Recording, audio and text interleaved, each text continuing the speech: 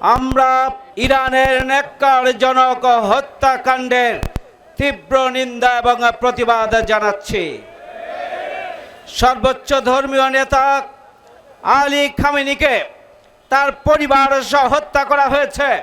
সেই হত্যাকাণ্ড সহ যতগুলো হত্যাকাণ্ড সংঘটিত হয়েছে, আমরা সকল হত্যাকাণ্ডের তীব্র নিন্দা এবং প্রতিবাদ জানাই।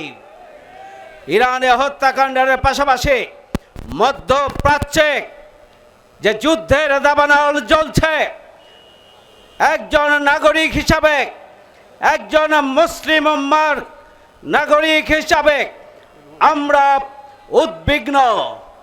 অবিলম্বে যুদ্ধ বন্ধ করা হোক।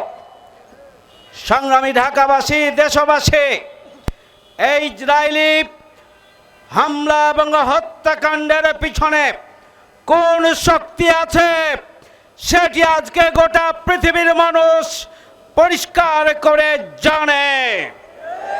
সুতরাং মুসলিম উম্মাকে আজকে ঐক্যবদ্ধ হতে হবে। ইসলামী রাষ্ট্রগুলোকে, মুসলিম রাষ্ট্রগুলোকে ঐক্যবদ্ধ হতে হবে। জাতিসংঘকে যুদ্ধ থামাতে বাধ্য করতে হবে। জাতিসংঘ বৃহৎ রাষ্ট্রগুলোর দালাল হিসাবে কাজ করে, তারা জনগণের কল্যাণে, কোন নিরীহ রাষ্ট্রের কল্যাণের জন্য নিরপেক্ষ ভূমিকা পালন করে না।